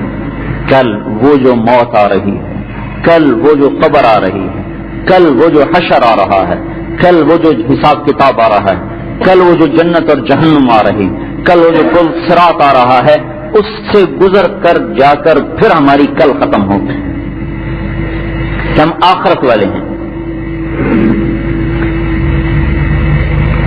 پھر کیا ہوگا؟ ایک مسافر اور مقیم کی زندگی میں فرق ہوتا ہے کہ نہیں ہوتا؟ ایک آدمی فیصلہ آباد میں مسافر بن کے آتا ہے، اس کے طور اتوار اور ہوتے ہیں۔ ایک آپ لوگ ہیں گلستان کالونی والے، آپ کے طور اتوار اور ہیں۔ آپ نے یہاں گھر بنائے ہوئے ہیں، آپ تو اس لحاظ سے رہ رہے ہیں. ایک مسافر باہر سے آتا ہے، وہ کہ 2-4 دن ٹھہرنے پر چلا جاؤں گا، وہ اس لحاظ سے فیصلہ باد کے قیام کو سوچتا ہے. اور جو مقیم ہے وہ اس لحاظ سے سوچتا ہے.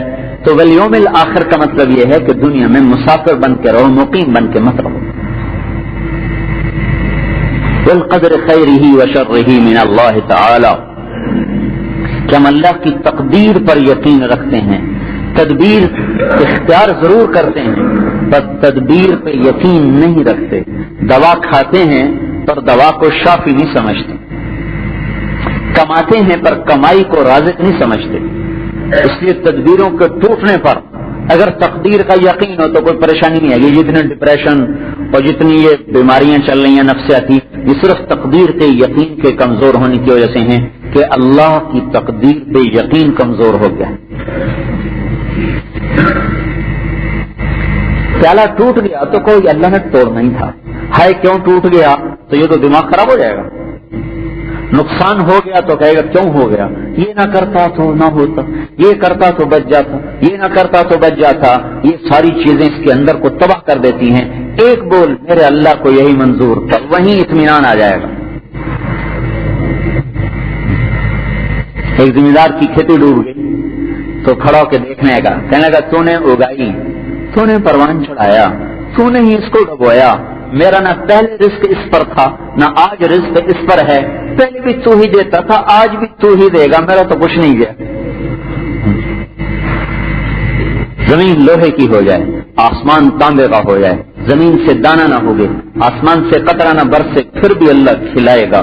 یہ تقدیر کا یقین ہے. یہ نہیں کہ شراب پی کے گئے کہ میرے مقدر میں یہ لکھا ہوا تھا. اللہ تعالیٰ ظالم نہیں کہ زنا اس کے مقدر میں لکھ کے کہہ دے وہ کہ میرے تو مقدر میں ہی زنا لکھا تھا. یہ جہالت ہے.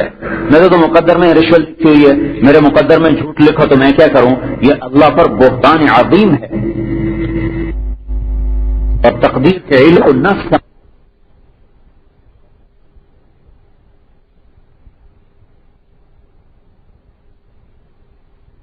میرے مقدر میں ہی ہوا تھا. اللہ تعالیٰ ظالم نہیں کہ زنا اس کے مقدر میں لکھ کے کہہ دے وہ کہ میرے تو مقدر میں زنا لکھا تھا. یہ جہالت ہے. میرے تو مقدر میں رشوت لکھی ہوئی ہے، میرے مقدر میں جھوٹ لکھو تو میں کیا کروں؟ یہ اللہ پر بہتان عظیم ہے. اور تقدیر کے علم کو نہ سمجھنے کی وجہ سے یہ تو ایک عام انصاف پسند بادشاہ نہیں کرتا. اللہ تعالیٰ جیسا عادل رحیم کریم کیسے کرے کہ ادھر زنا مقدر میں بھی لکھ دے، ادھر اس کی سزا جہنم کر دے؟ یہ کیسے؟ تقدیر پر یقین آدمی کو حلال پلاتا ہے. تقدیر پر یقین حادثات میں صبر سکھاتا ہے.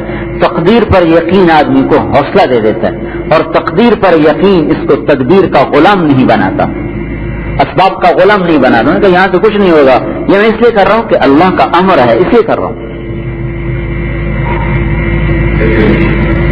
قدر تقدیر جو آپ نے کہا ما اصابک لم یکن لیخطئک وما اخطأک لم یکن لیصیبک. اے عبداللہ یہ تکلیف آئی ہے، سارا جہان اس کو روک نہیں سکتا تھا. اے عبداللہ جو نہیں آئی سارا جہان سے نہیں لا سکتا تھا. جو تجھے ملا ہے تجھے کوئی نہیں چھیننے والا تھا، جو نہیں آیا تجھے کوئی نہیں دینے والا تھا. تسلی رکھ، رفعت الاقلام وجفت الصحف، قلم لکھ کے اٹھا دیا گیا ہے، سیاہی خشک ہو چکی ہے، نہیں بدل سکتا. تو تدبیر پوری، یقین تقدیر پر. تو یہ پچھلے 2 سال پہلے جو امریکہ گئے تو یہیں فیصلہ کے یہ دھنوالا جو گاؤں ہے، یہاں کا ایک ڈاکٹر ہے یوسف اس کا نام ہے، وہ وہاں بہت بڑا ڈاکٹر ہے شکاگو میں. تو ہمارے ساتھ تبلیغ میں کافی چلتا رہا. وہ بھی اس کی بیوی بھی ہماری مستورات کی ہماری تھی. تو ایک دن اس نے مجھے بتایا کہ اس سال امریکہ میں 13 کھرب ڈالر کی دوا سکون کی فروخت ہوئی. 13 کھرب ڈالر کی صرف سکون کی ایک گولی امریکہ میں فروخت کی گئی 1 سال میں.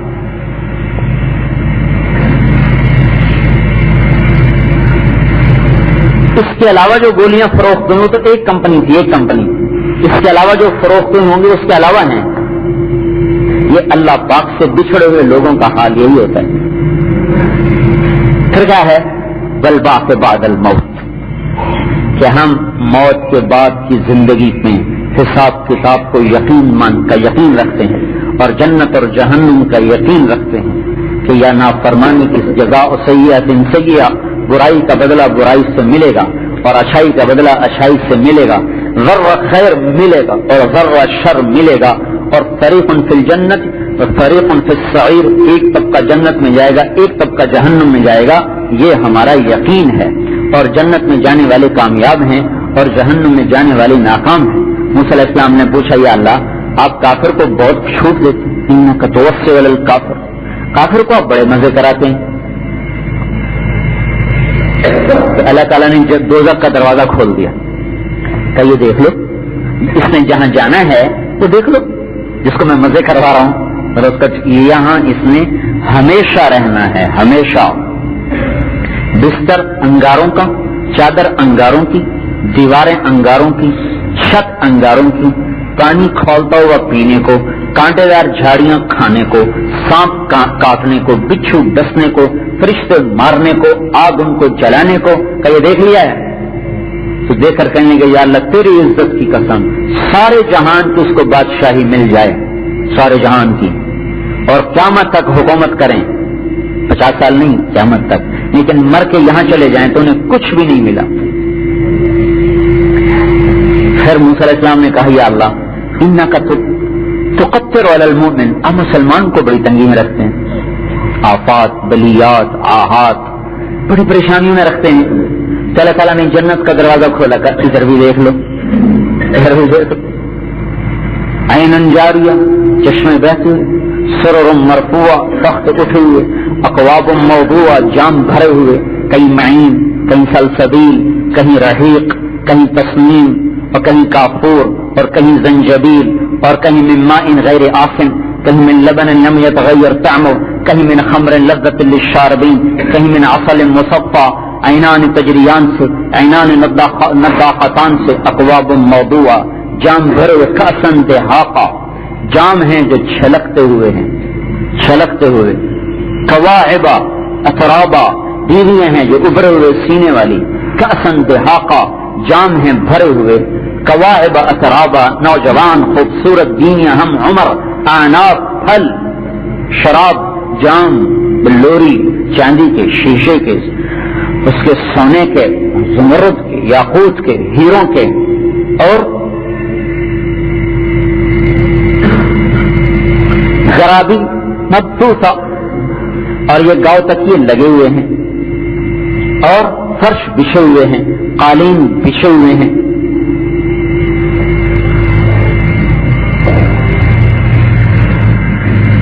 ایک رخ اللہ تعالیٰ دکھا رہے ہیں، ادھر دیکھو بھائی کیا نظر آ رہا ہے؟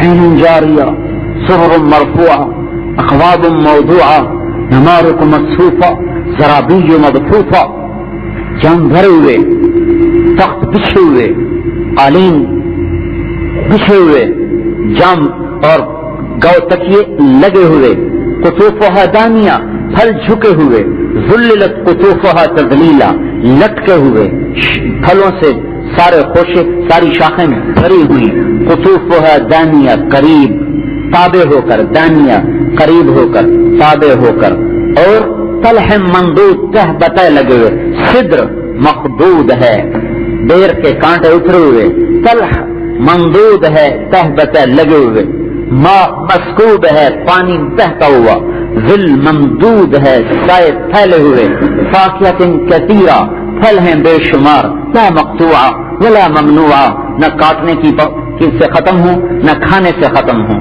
وفرش مرفوعہ، اور پھل ہیں اور تخت ہیں اوپر اٹھے ہوئے، یتنازعون فیہا کاسا، اور ان کے اندر شراب کا دور چل رہا ہے، چھینا جھپٹی کے ساتھ پیا جا رہا ہے، یہ اسے پلا رہا ہے، یہ اسے پلا رہا ہے، یہ اسے لے کے پی رہا ہے، یہ اسے لے کے پی رہا، اور لحم طیر مما یشتہون، اور ان کے سامنے پرندے بھنے ہوئے پڑے ہوئے ہیں، فاکہہ پھل پڑے ہوئے مما یتخیرون، جو وہ چاہتے ہیں، لحم طیر ہے جو وہ پسند کرتے ہیں پرندوں کے گوشت، وحور عین، اور ان کے دائیں اور بائیں جنت سے خوبصورت لڑکیاں ہیں جو 7 سمندر میں تھوک ڈالیں تو 7 سمندر شہد سے زیادہ میٹھے ہو جائیں، سورج کو انگلی دکھائیں تو سورج بے نور ہو جائے، اور پوری دنیا کے انسانوں کو ایک جھلک چہرے کی دکھا دیں تو پوری دنیا کے انسانوں کے کلیجے پھٹ جائیں، مر جائیں، کیا بوڑھے کیا جوان، کیا غوث کیا قطب کیا ابدال، سب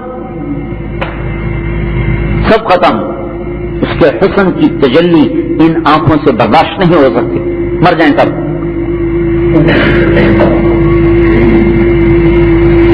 تو کیا دیکھا؟ اللہ تعالیٰ نے پوچھا کیا دیکھا؟ واہ واہ میرے مولا، اگر مسلمان کے ہاتھ کٹے ہوئے ہوں، پاؤں کٹے ہوئے ہوں، پلے کچھ رہ گیا؟ پیشاب بھی خود نہیں کر سکتے، اور ناک کے بل زمین پہ پڑا ہوا ہو اور قیامت تک اس طرح پڑا رہے، ایسا تو 1 منٹ بھی بھاری ہے، قیامت تک اسی طرح پڑا رہے اور مر کے یہاں چلا جائے جو آپ نے مجھے دکھایا ہے، تو اللہ تیری قسم اس نے کوئی مصیبت نہیں دیکھی. یہ ہمارا یقین ہے. اب یہ ہمارا ایک نظریہ ہو گیا، آمنت باللہ وملائکتہ وکتبہ ورسلہ والیوم الآخر والقدر خیرہ وشرہ من اللہ تعالی والبعث بعد الموت. یہ ایمان مفصل، یہ ہمارا نظریہ حیات ہے. ہم اس کے تابع ہو کے چلیں گے تو نجات پائیں گے، اس سے ہٹ جائیں گے تو ذلیل و خوار ہو جائیں گے. پیسے سے کام نہیں بنیں گے مسلمانوں کے. کویت کے پاس کتنی دولت ہے، مقروض پڑے ہوئے ہیں. سعودیہ کے پاس کتنی دولت ہے، مقروض ہوئے پڑے ہیں. ایسوں سے مسئلہ حل نہیں ہوگا. یہ ہمیں اس نظریے کی طرف لوٹنا پڑے گا، ادھر آنا پڑے گا، پیچھے کو لوٹنا پڑے گا. اس پہ خود آنا یہ ہے لا الہ الا اللہ محمد رسول اللہ. اس کی اوروں کو دعوت دینا اور ان کو تیار کرنا، یہ ہے ختم نبوت. لا نبی بعد، کہ ہمارے نبی کے بعد کوئی نبی نہیں. ہم ایک نظریاتی قوم ہیں، ہم ایک نظریاتی امت ہیں. اس نظریے میں پوری دنیا کے انسانوں کی نجات چھپی ہوئی ہے. اس پہ خود آنے کی محنت کرنا، یہ بھی سو کوئی نہیں ہے یہ محنت. اس لیے ہم گھروں سے نکلتے ہیں اور اس پر اوروں کو لانے کے لیے جان مال کی بازی لگانا، اس کے لیے نکلتے ہیں. اوروں کو تیار کرنا یہ ختم نبوت کی وجہ سے ہمارے ذمہ ہے. خود سیکھنا سب پہ فرض ہے، یہ سب پہ فرض عین ہے سیکھنا. ہر مرد عورت پہ فرض عین ہے اس ایمان کو اس طرح سیکھنا جیسے میں نے بتایا ہے. مطلب الفاظ میرے ہیں، تشریح کسی بھی طرح کی جائے مفہوم ایک ہے. میں نے ابھی اس انداز سے تشریح کر دی، کوئی اور اس کو کسی اور انداز سے بتا دے، لیکن ان ایمان ان بنیادوں پر باللہ وملائکتہ وکتبہ ورسلہ والیوم الآخر والقدر خیرہ وشرہ من اللہ تعالی والبعث بعد الموت، ان 7 چیزوں پہ کھڑے ہونا ساری امت کے مرد عورتوں پہ فرض عین ہے. اور کوئی نہیں ہے تو سیکھنا فرض ہو گیا. سکھانے والا کوئی نہیں آئے گا، اوروں کو بتانے والا کوئی نہیں آئے گا، تو اوروں کو بتانا اس لیے فرض ہو گیا کہ اس امت کو اللہ تعالیٰ نے نبیوں کی طرح منتخب فرمایا. هو اجتباکم، اجتباء کا لفظ قرآن میں انبیاء کے لیے ہے. اللہ یجتبی الیہ من یشاء، ہم جس کو چاہتے ہیں نبوت کے لیے پسند فرماتے ہیں. اسی لفظ کو اجتباء، اسی لفظ کو اللہ تعالیٰ نے آپ کے لیے استعمال فرمایا اور کہا هو اجتباکم، میں نے تمہیں چن لیا، تمہارا انتخاب کر لیا. ایک آدمی کو لوگ منتخب کرتے ہیں، لوگ، تو اس کی کتنی عزت ہو جاتی. ایک حلقے کے 50,000 آدمیوں نے ایک آدمی کو سب نے نہیں، ہوگا ایک ووٹ سے بھی جیت جائے، ایک ووٹ سے بھی، تو وہ محترم بن جاتا ہے اور معزز بن جاتا ہے، اور اس کے لیے حکومت کی طرف سے خصوصی مراعات شروع ہو جاتی ہیں. ہمیں تو اللہ نے منتخب کیا ہے، بغیر انتخاب کے کوئی الیکشن نہیں کروایا اور امتوں کے ساتھ، بلا انتخاب بلا الیکشن اللہ نے پوری امت کو کہا هو اجتباکم، ہم نے تمہیں چن لیا، مردوں کو بھی، عورتوں کو بھی، جوانوں کو بھی، بوڑھوں کو بھی، بچوں کو بھی. هو اجتباکم، چنے گئے. کس کام کے لیے؟ یہ فیصلہ آباد کے 8 بازار چلائیں یا گلستان کالونی کے گھر چلائیں، اس لیے نہیں، اس لیے چنا ہے کہ میرے راستے میں میرے دین کو زندہ کرنے کے لیے محنت کرو، اس لیے چنا ہے. ہم اور امتوں کی طرح نہیں ہیں کہ گھر میں پیدا ہوئے، 2 بچوں کو پالا اور مر گئے. یہ ہمارا ظلم ہوگا پوری دنیا کے انسانوں پر. فوج کا سپاہی محاذ سے ہٹ جائے تو پورا ملک خطرے میں پڑ جاتا ہے.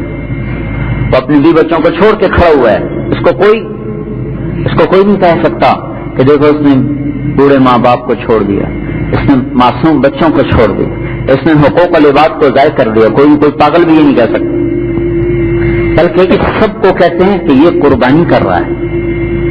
یہ 5-6 لاکھ کا مجمع اپنے بچوں کو چھوڑ کر، اپنے گھر کے آرام کو چھوڑ کر 15 کروڑ انسانوں کے لیے قربانی دے رہا ہے. یہ تو مجاہدین ہیں، وہ قتل ہو جائیں تو یہ شہداء ہیں، حالانکہ ان کے معصوم بچے ہیں. حضرت جعفر جب شہید ہوئے موتا کی لڑائی میں، تو آپ مسجد میں بیٹھے منظر دیکھ رہے تھے. موتا اردن میں کوئی 1000 میل کا فاصلہ، 700 میل تبوک ہے، 300 میل کے قریب آگے موتا ہے، 1000 میل تقریباً ہم و بیش ہو سکتے. تو وہاں بیٹھے دیکھ رہے ہیں. آپ نے کہا جعفر آگے بڑھا، قتال کیا، قتل ہوا، جنت میں گیا، اور زید گیا، اور جعفر گیا، اور عبداللہ ابن رواحہ گیا. سب سے پہلے زید تھے، پھر جعفر تھے، پھر عبداللہ تھے. تو مسجد سے اٹھے اور ان کے گھر آئے.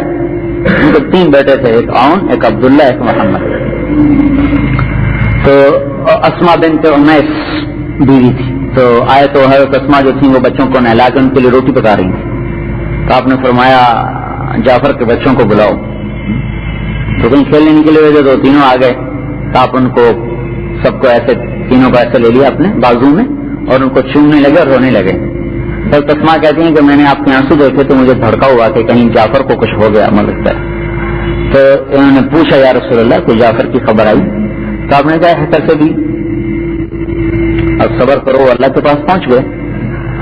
تو وہ بے ہوش ہو کہاں اوروں کو حدود کی حفاظت پر اتنا اجر ہے کہ مرنے والا زندہ ہے، اور جو ایمان کی حفاظت کے لیے محنت کرے گا اس کا مقام بہت اونچا ہے.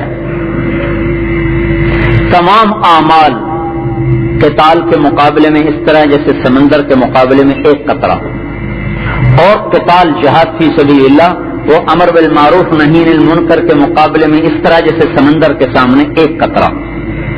حدیث کہ لوگوں کا ایمان بچا لینا، ان کو اللہ کی پکڑ سے بچا لینا، جہنم کے عذاب سے بچا لینا. تو اللہ نے اس امت کو اجتباکم، ہم نے تمہیں چن لیا ہے. وجاہدوا فی اللہ حق جہادہ، اور جاؤ اللہ کے راستے میں جہاد کرو. تفسیر کبیر امام راضی نے جہاں جہاد کے 3 مطلب بیان کیے. جہاد کرو اپنے نفس کے ساتھ، یہ سب سے بڑا جہاد ہے، کیونکہ یہ مرتے دم تک ہوتا ہی رہتا ہے، ہوتا ہی رہتا ہے، ہوتا ہی رہتا ہے، ہوتا ہی رہتا ہے، ختم ہی نہیں ہوتا. کافروں سے جہاد ہوتا ہے، ختم ہو جاتا ہے، ہوتا ہے، ختم ہو جاتا ہے. لیکن یہ جہاد مر کے ختم ہوتا ہے کہ ہر وقت حرام سے بچو، گناہ سے بچو، نافرمانی سے بچو، جھوٹ سے، خیانت سے، اس سے چاروں طرف پھندے ہی پھندے ہیں، ان سب سے بچنا. اور دنیا کے ساتھ جہاد، کس کے حرام سے بچنا، اس کے حلال کو اختیار کرنا، پھر حلال میں بھی شریعت کو اختیار کرنا، اور اس میں بھی قناعت کرنا، صبر کرنا، ہوس نہ ہو، حرص نہ ہو. اللہ تعالیٰ نے اس امت کو یہ منتخب کیا ہے کہ پوری دنیا کے انسانوں کو جا کر یہ پیغام الہی سناتے ہیں. اور کسی امت کو یہ کام نہیں ملا کہ اوروں کو اپنے دین کی دعوت دو. عیسائیوں کو بھی یہ حکم نہیں تھا کہ اوروں کو اپنے دین کی دعوت دو. عیسیٰ علیہ السلام نے جب اپنے آدمی بھیجے نا تبلیغ کے لیے، ان سے کہا کہ صرف بنی اسرائیل کو تبلیغ کرنی ہے، اس لیے کہ میں صرف بنی اسرائیل کا نبی ہوں اور کسی کا نہیں. اور یہودیت تو ہے ہی خاندانی مذہب، یہودی پیدا ہوتا ہے، یہودی بن نہیں سکتا کوئی. اب بھی ان کا یہ قانون ہے، یہودی پیدا ہوتا ہے، یہودی بنتا نہیں، اس لیے ان کے مذہب میں تبلیغ ہے ہی نہیں. اور یہ جو عیسائی تبلیغ کر رہے ہیں تو یہ تو وہ خود اپنی شریعت کو نہیں جانتے کہ عیسائیت صرف ایک قوم کا مذہب تھا. ایک عورت آئی پوچھنے کے لیے عیسیٰ علیہ السلام سے کچھ بات. ان کا تو کہاں سے ہے؟ کہا میں فلاں سے ہوں، بنی اسرائیل سے نہیں ہوں. کہا میں تمہارا نبی نہیں ہوں، اسے بنی اسرائیل کے لیے بھیجا گیا ہوں. لیکن ہمارے نبی نے کہا یا ایھا الناس، اے ساری دنیا کے انسانوں، انی رسول اللہ الیکم جمیعا، میں تم سب کا رسول ہوں. بات ہی آخر کی کر دی. اب جو مسلمان ہیں ان کا اسلام پہ باقی رہنا، اس کے لیے محنت، پھر اسلام کو لے کر اوروں کو جا کے دعوت دینا، اس کے لیے محنت. اگر وہ دعوت پر اسلام قبول نہیں کرتے تو ان سے لڑنا، اس پر محنت. اور امتوں کو قتال نہیں ملا اس طرح کافروں سے، ان کو قتال ملا کہ جاؤ لڑو، جو ظلم کر رہے ہیں ان سے لڑو، ٹکر لو ان سے. تو یہ سارا پروگرام اس کو ختم ہو چکا ہے. اسلام دنیا میں زندہ ہو، اس کے لیے جان مارنا اور سر دھڑ کی بازی لگانا، یہ پوری امت سے یہ پروگرام نکل چکا ہے. تو یہ جو تبلیغ کا کام ہے یہ ختم نبوت کی محنت ہے، جس پر اللہ تعالیٰ نے اس امت کو تمام امتوں سے افضل امت بنایا ہے. کنتم خیر امت، کہ تم سب سے بہترین ہو. کس لیے بہترین ہو؟ اخرجت للناس ہو، تم لوگوں کے لیے نکالے گئے ہو. کیوں نکالے گئے ہو؟ تأمرون بالمعروف، بھلائی کرتے، وتنہون عن المنکر، برائی مٹاتے، وتؤمنون باللہ، اللہ پہ ایمان لاتے ہو. بہترین امت ہے، بہترین ان کا قول ہے. ومن احسن قولا ممن دعا الی اللہ، اللہ تعالیٰ فرما رہے ہیں اس سے زیادہ خوبصورت کس کی بات ہوگی جو اللہ کی طرف بلاتا. صبح میں تعلیم میں بتا رہا تھا، ایک ہے حسن خوبصورت، ایک ہے حسین زیادہ خوبصورت، ایک ہے احسن سب سے زیادہ خوبصورت. حسن خوبصورت، حسین زیادہ خوبصورت، احسن سب سے زیادہ خوبصورت. تو اللہ تعالیٰ نے یہ فرمایا کہ سب سے زیادہ خوبصورت بات ہے اس شخص کی جو اللہ کی طرف بلا رہا ہے. ومن احسن، کوئی ہے جس کی بات سب سے زیادہ خوبصورت ہو اس سے، کس سے؟ جو اللہ کی طرف بلا رہا ہے. اے لوگو اللہ کی مان لو، عرشوں میں اس سے زیادہ خوبصورت بول اور کوئی نہیں. اے لوگو اللہ کے حکموں پہ آ جاؤ، اس سے زیادہ خوبصورت بول اس کائنات میں کوئی نہیں. جو اللہ نے اپنی کتاب میں کہا کہ سب سے زیادہ خوبصورت بول اس کا ہے جو اللہ کی طرف بلاتا. سب سے بہترین امت یہ ہے، یہ سب سے بہترین امت ہے کہ یہ دعوت اللہ کا کام کرتے ہیں. ان کا بول سب سے بہترین بول ہے کہ یہ اللہ تعالیٰ کی طرف بلاتے ہیں. وعمل صالحا، خود بھی عمل کرتے ہیں، اپنے آپ کو بھولتے نہیں ہیں. وقال اننی من المسلمین، اور مسلمان بن کے رہتے ہیں، یعنی عام مسلمان بن کے رہتے ہیں. کوئی تکبر نہیں کرتے، کوئی فخر نہیں کرتے، کوئی بڑائی نہیں کرتے، کوئی مرتبہ نہیں چاہتے، کوئی صلہ نہیں چاہتے. میں مسلمان. یا آج کے ماحول کے لحاظ سے ایک اس کی تفسیر یہ بھی ہو سکتی ہے کہ میں مسلمان ہوں، میرا کوئی لیبل نہیں ہے. بھئی ہمارے یہ دیوبندی ہیں، یہ بریلوی ہیں، یہ اہل حدیث ہیں، یہ فلاں ہیں، یہ فلاں ہیں. ہم کچھ بھی نہیں، ہم کیا ہیں؟ ہم مسلمان ہیں. وَإِنَّنِي مِنَ الْمُسْلِمِينَ، بس ہمارا تعارف ہے من المسلمین کا کہ ہم مسلمان. وہ یوں کہے اے لوگو اللہ کی مانو، خود بھی اللہ کی مانے. اس سے پوچھا جائے تو کون ہے؟ وہ کہے میں مسلمان ہوں. یہ جتنے بھی ہمارے علاقائی بن چکی ہیں علامات، یہ سب آپس میں توڑ کی نشانیاں ہیں. بھائی یہ سارے پروگرام کو تبلیغ میں سیکھنے کی دعوت دی جا رہی ہے. آپ یہ سمجھتے ہیں کہ بس یہ جماعتیں آتی ہیں کہتی ہیں نماز پڑھو نماز پڑھو. ہاں یہ بھی کہتی ہیں نماز پڑھو، کہ نماز پڑھنے کی بات کرنا کوئی چھوٹی بات ہے؟ سارے اسلام کا نچوڑ ہے. لیکن یہ اس سارے پروگرام کی دعوت دے رہی ہیں جن بنیادوں پہ میں اور آپ کھڑے ہیں، ان کو توڑنا چاہتی ہیں. یہ وہ ہے دیمک جس میں طاقت تو نہیں ہوتی پر بڑے بڑے تنوں کو کھوکھلا کر کے پھینک دیتی ہے. یہ وہ محنت ہے جس میں کوئی ہو ہا کوئی نہیں، ہلا گلا کوئی نہیں، شور شرابہ کوئی نہیں، کوئی اخبار کوئی پریس کوئی نہیں، کوئی توڑ پھوڑ جلسہ جلوس کوئی نہیں. چپ کر کے دیمک کی طرح چاٹ رہی ہے کفر کو. پتا اس وقت چلے گا سارا بادل دھڑام سے نیچے گرے. پوری بنیاد کو ہم بدلنا چاہتے، پوری گلستان کالونی کی بنیاد بدل جائے، پورے فیصلہ آباد کی، پورے پاکستان کی، پوری دنیا کے مسلمانوں کی بنیاد بدل جائے. وہ ان 7 بنیادوں پہ زندگی گزاریں، اپنے بچوں کو اس کے مطابق تربیت دیں، اپنی بیویوں کو اپنی بیٹیوں کو اس کے مطابق تیار کریں، اور پوری دنیا کے انسانوں کو اس کے مطابق تیار کریں. اس سب پر یہ تبلیغ کی محنت ہے. لیکن اس سارے نظام کو لانے کے لیے ایک دم نہیں ہو سکتا، ایسا ہوگا. بھائی 4 مہینے لگائے، 40 دن لگائے، پھر اپنے مقام پر آ کر 3 دن باقاعدگی سے لگائے، اپنی مسجد کا گشت کرے، اپنے گھر میں تعلیم کرے، مسجد کی تعلیم کرے، دین کو سیکھ کر چلے، علماء سے مسائل پوچھ کر چلے، اپنی ذات سے بنے۔ تبلیغ ظاہری طور پر کوئی اجتماعی کام نظر نہیں آتا کہ معاشرے پہ اس کا کیا اثر پڑے گا، لیکن یہ جو عمارت کھڑی ہے نا صحیح، اس کے صحیح کھڑا ہونے کے لیے شرط ہے کہ ایک ایک اینٹ الگ الگ صحیح ہو۔ اگر ایک اینٹ بھی شور والی ڈال دی گئی تو سر یہ لکڑی کو بھی چیر کے اس کا شور باہر آ جائے۔ ہر اینٹ کا ٹھیک ہونا ضروری ہے، تب جا کے عمارت صحیح قائم ہوتی ہے۔ ہر پتھر کا صحیح ہونا ضروری ہے، تب جا کر اس کی مضبوطی قائم ہوتی ہے۔ یہ سارا معاشرہ ٹھیک ہو، یہ کوئی اجتماعی ایسا کوئی نسخہ نہیں جو ان کو ایک دن میں ٹھیک کر دے، ہر ایک کو الگ الگ ٹھیک ہونا پڑے گا، ذاتی محنت سے ہونا پڑے گا۔ ہر اینٹ اپنی آگ لیتی ہے اور اس میں وہ پکتی ہے، ہر اینٹ اپنی الگ آگ لیتی ہے اور اس میں وہ پکتی ہے۔ یہ کوئی ایسا نسخہ نہیں ہے کہ اسلام آباد سے اعلان ہو کہ آج کے بعد شریعت نافذ ہو گئی اور کل گلستان کے سارے مرد جنید بغدادی بنے بیٹھے ہوں اور ساری عورتیں رابعہ بصری بنے بیٹھی ہوں۔ یہ ایسا کوئی نسخہ کوئی نہیں اسلام میں۔ اسلام ایک محنت ہے اور وہ محنت کرنے سے وہ چیز حاصل ہوتی ہے۔ لہذا ایک ایک فرد کو اس پہ تیار کیا جائے کہ بھائی اللہ کے حکم پر چلنے کے لیے جان لگا، مان لگا، اس پر اللہ بطور انعام کے اس کے دل میں ہدایت کا نور داخل فرمائے گا۔ تو اس لیے بھائی آپ میں سے ہر فرد کو، مجھے، ہم سب کو ذاتی طور پر اس محنت کی ضرورت ہے کہ ہم اللہ کے بندے بن کر چلیں، رسول اللہ صلی اللہ علیہ وسلم کے تابع بن کے چلیں اور دنیا کو گزرگاہ سمجھ کر آخرت کو اصلی سمجھ کے چلیں، اس کی اوروں کو دعوت دیں۔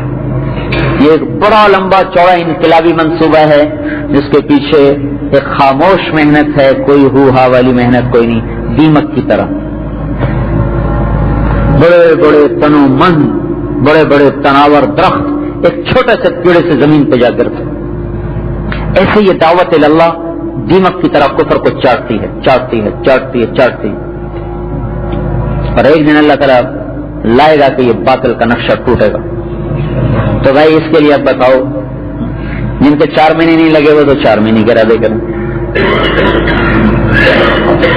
پھر آگے رمضان شریف آ رہا ہے، اس امت کو رمضان ملا اور امتوں سے جدا ملا۔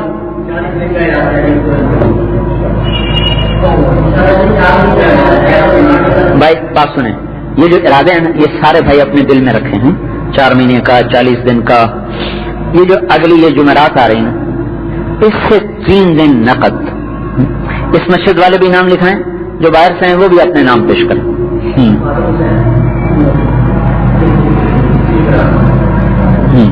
یہ لکھو،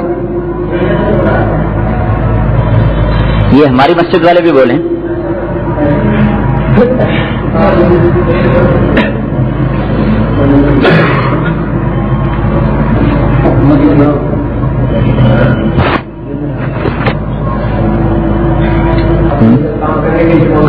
ہاں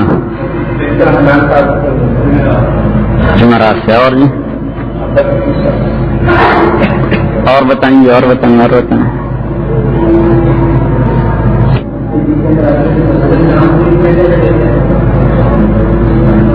رمضان میں تو آپ سارے بھائی جہاں جہاں سے آئے تو کوشش فرمائیں، جو بھائی مسجدوں میں آ جاتے ہیں وہ پھر سارا سال آنے والے بنے، ایسی کوئی سوچیں ابھی سے ترکیب اس کی۔ پورا مہینہ آتے رہتے ہیں بہت سے لوگ، جو ہی شوال آتا ہے پھر غائب ہو جاتے ہیں، تو بہت بڑا طبقہ ایسا ہے جو 5 وقت کا نمازی بن جاتا ہے، اور جو عید آتی ہے پھر سب غائب ہو جاتے ہیں۔ جیسے اللہ نے نماز سے رمضان میں فرض کی وہ سارا سال چھٹی ہے۔ تو آپ سب اس بات کا فکر فرمائیں کہ ہر مسجد میں ایسی محنت ہو رہی ہو کہ جو اس مہینے میں آئے اس کا ایسا دل لگے کہ سارا سال آتا رہے۔ جی فرمائیں جی۔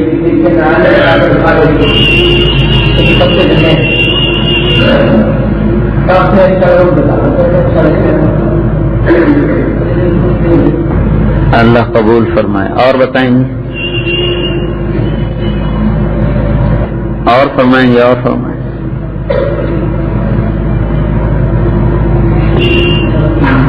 رمضان المبارک اس امت کو اور امتوں سے بالکل جدا ملا ہے.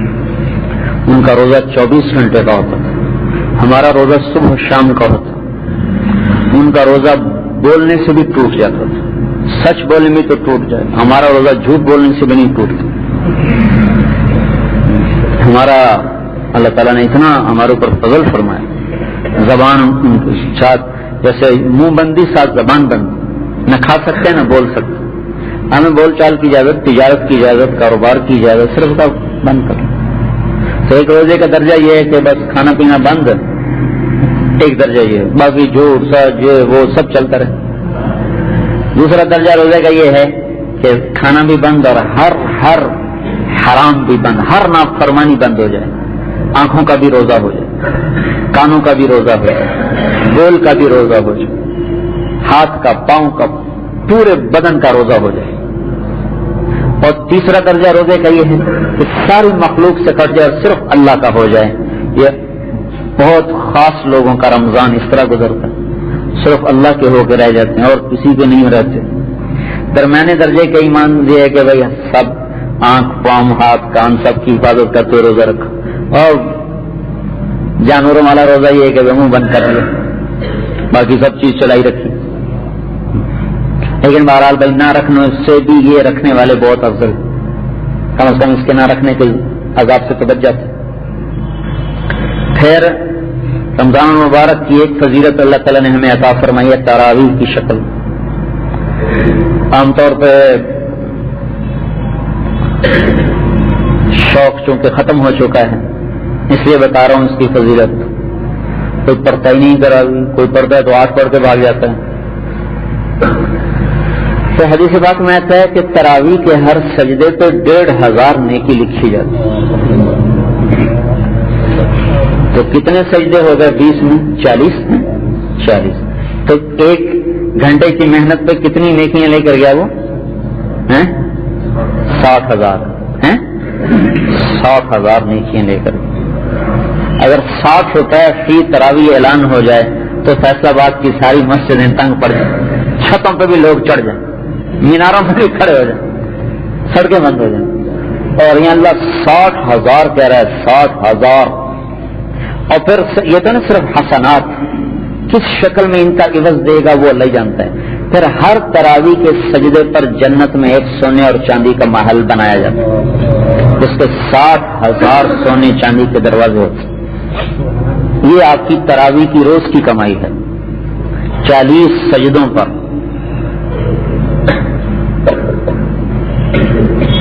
اور ہر روزے کے بدلے میں جنت کی 100 حوروں سے ان کا نکاح کیا جاتا ہے. یہ روزہ بتا رہا ہوں, ہر روزے کے بدلے میں زوجہ اللہ کل لیلۃ 100 حورا, جنت کی 100 حوروں سے ان کا نکاح کیا جاتا ہے. وبنا لہ قصرا, اور ہر روزے کے بدلے میں ایک محل تیار کرتے ہیں جس کی 1 اینٹ موتی کی, 1 یاقوت کی, 1 زمرد کی. اور وہ اتنا بڑا ہے چلو ان الدنیا کلھا وضعت فیہ لکانت کمربۃ عنز من الدنیا, اگر ساری دنیا اٹھا کے 7 بر اعظم اس محل میں رکھے جائیں تو وہ اس طرح نظر آئیں گے جیسے پوری دنیا پہ ایک بکری کھڑی ہوئی نظر آتی ہے. پوری دنیا خالی ہو, کوئی شہر نہ ہو, پاک میدان ہو, اس پہ ایک بکری کھڑی ہو, وہ کیسی نظر آئے گی؟ اتنی چھوٹی یہ پوری دنیا اس محل میں نظر آئے گی. یہ کمائی ہے رمضان المبارک کی. اور نفل فرض کے برابر, فرض 70 فرضوں کے برابر. شیطان قید, پہلے شیطان قید نہیں ہوتے تھے, اب شیطان قید اس لیے تو نمازی پڑھ جاتے ہیں, قرآن پڑھنے والے پڑھ جاتے ہیں. اور جب وہ چھوٹ کے بدماش آ جاتے ہیں پھر ان کو پکڑ لیتا ہے تم کہاں چلے گئے تھے.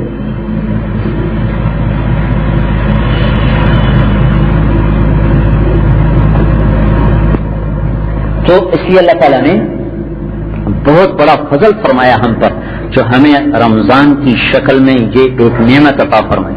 اس لیے آپ نے فرمایا کہ اگر میری امت کو پتہ چل جائے رمضان کی دولت کا تو سارے دعا کریں کہ سارا ساری رمضان رہے.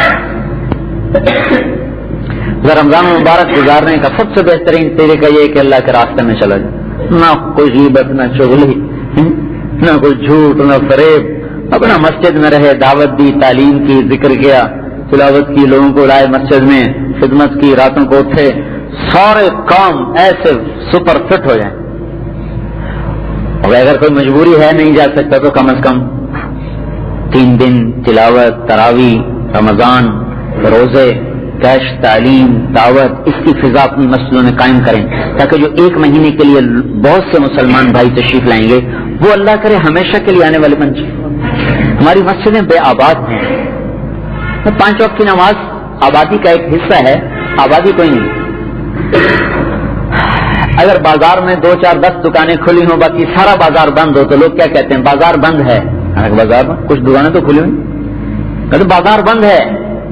کیا مطلب کہ بازار تجارت کا ماحول کوئی نہیں بنا، لین دین، گاہکوں کی آمد رفت، وہ ریل پیل کوئی نہیں ہے. 2 4 اکا دکا دکانیں ہیں، 2 4 اوپر گاہک ہیں. یہ ہماری مسجدیں بے آباد ہیں. اذان ہوئی تو نمازی آ گئے. بہت سے میرے جیسے ہیں جو آ کے تکبیر اولیٰ میں شریک ہوئے یا رکعت ہی چھوڑ دی. بہت سے ایسے ہیں جو 5 منٹ پہلے آ گئے، 10 منٹ پہلے آ گئے، لیکن نماز ہوتے ہی جوتیاں ہاتھ میں اور ایک دوسرے سے آگے بھاگنے کی کوشش ہو رہی. پھر مسجد فجر کی نماز سے لے کر ظہر تک مسجد ویران پڑی ہوئی ہے. کوئی اس میں پرندہ بھی نہیں پھٹکتا. اللہ بھلا کرے ان جماعتوں کا جو آ جاتی ہیں کبھی کبھی اور یہاں بیٹھ کے کوئی تعلیم کرتا ہے، کوئی ذکر کرتا ہے، کوئی تلاوت کرتا ہے، مسجد سائیں سائیں کرتی ہے. تو اس مسجد کو آباد نہیں کہتے. اگر ہماری مسجدیں آباد ہوں، تلاوت سے، ذکر سے، تعلیم سے، اخلاق کے حلقوں سے، ذکر کے حلقوں سے، اخلاق کے حلقوں سے، اخلاق کی تعلیم سے، یہ 24 گھنٹے یہ کام چل رہا ہو، نماز سے نماز تک آبادی نظر آئے، تو جو بھی آئے گا اثر لیے بغیر نہیں جائے گا. یہ خالی دکانیں ہیں، ان میں سودا کو نہیں. سودا نہ ہو تو کبھی کوئی گاہک آئے گا. بڑی خوبصورت دکان بنائی، اس سے زیادہ اچھی لکڑی لگا دے دکان میں جو آپ نے اپنی مسجد میں لگائی، اس سے زیادہ اس میں وہ مینہ کاری کر دے، اس سے قیمتی قالین بچھا دے، اس سے خوبصورت شیشے لگا دے، لیکن اندر سودا کوئی نہ ہو تو کوئی آئے گا اس میں؟ تو اگر دکان تو بڑی ڈیکوریشن ہے پر اندر تو کوئی شے کوئی نہیں. یہی حال گلستان کالونی کی مسجد کا. ہماری مسجد بڑی خوبصورت ہے، لکڑی دیکھو، قالین دیکھو، دروازے دیکھو، وہ فرش دیکھو، یہ بھی کوئی دکھانے کی چیزیں. مسجد کی آبادی ہے، یہ دیکھو نماز پڑھی جا رہی، یہ تعلیم ہو رہی، یہ ذکر ہو رہا، یہ اخلاق سیکھے جا رہے، یہ مسائل سیکھے جا رہے، یہ آنے والوں کو دین سکھایا جا رہا ہے. یہ مسجد کی آبادی. مسجد نبوی میں 9 سال چراغ نہیں جلا، 9 برس، لیکن اس مسجد نے سارے عالم کے انسانوں میں زندگی ایمان کی روح پھونک دی. ہماری مسجدیں بے آباد مسجدیں ہیں، تو اس میں کوئی کیوں آئے گا؟ اور جب ورک شاپ بند ہو جائے تو گاڑیاں تو کھڑی ہو جائیں گی آہستہ آہستہ. ورک شاپیں اگر بند ہو جائیں، اگر ان گاڑیوں کو کھڑا کرنا ہے تو آپ گاڑیوں کو بند نہ کریں، ورک شاپیں بند کر دیں. 1 مہینے کے اندر سب گاڑیاں لائن میں لگ جائیں گی. ورک شاپیں آپ بند کر دیں، سب گاڑیاں بند، پیٹرول بھی موجود، گاڑیاں بھی موجود، ڈرائیور موجود، ورک شاپیں بند تو ساری گاڑیاں بند. صبح گاڑی کا کام ہی ہے چل کے خراب ہونا، اس انسان کا کام ہی یہ ہے بازاروں میں دفتروں میں جا کے گندا ہونا، خراب ہونا. یا آپ کے کپڑے نہیں میلے ہو جاتے، کل پہنے تھے آج یہ میل چڑھ گئی، کیوں چڑھ گئی؟ کل پگڑی باندھی آج میلی ہوگی، کیوں ہوگی؟ استعمال سے. ایسی دل بھی گندا ہوتا ہے، آنکھیں بھی گندی ہوتی ہیں، کان بھی کہیں نظر غلط پڑی تو آنکھ گندی ہو گئی، کہیں گانے کی آواز کان میں پڑی تو کان گندے ہو گئے، کہیں نظر غلط سے جذبہ غلط ہوا تو دل گندا ہو گیا، جھوٹ بولا تو زبان گندی ہو گئی، غلط سوچا تو دماغ گندا ہو گیا، غلط لقمہ کھایا تو سارا وجود خون گندا ہو گیا. اب اس کو کس فیکٹری میں ٹھیک کیا جائے؟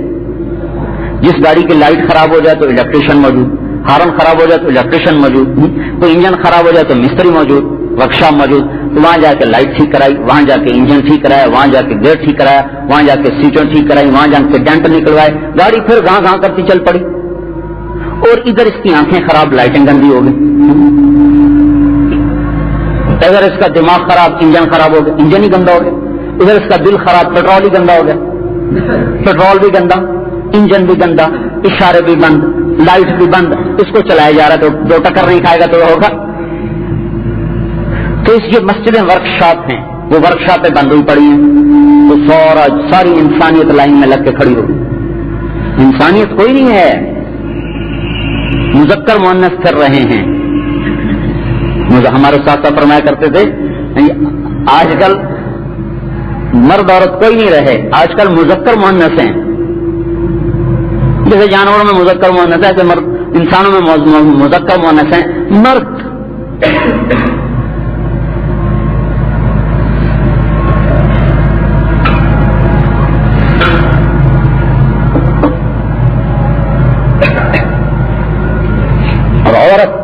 رجال النساء المؤمنات کوئی نہیں. ورک شاپیں بند ہیں.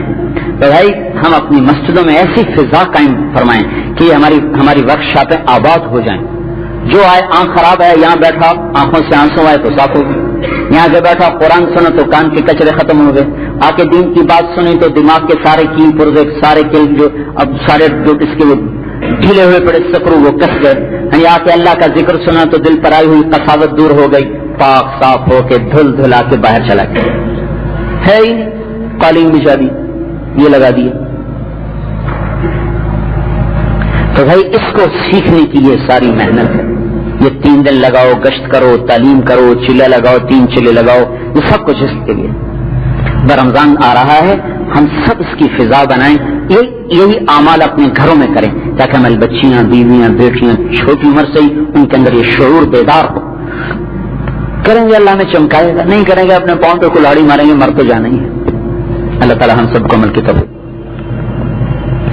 الحمد لله رب العالمين الرحمن الرحيم مالك يوم الدين إياك نعبد وإياك نستعين اهدنا الصراط المستقيم صراط الذين أنعمت عليهم غير المغضوب عليهم ولا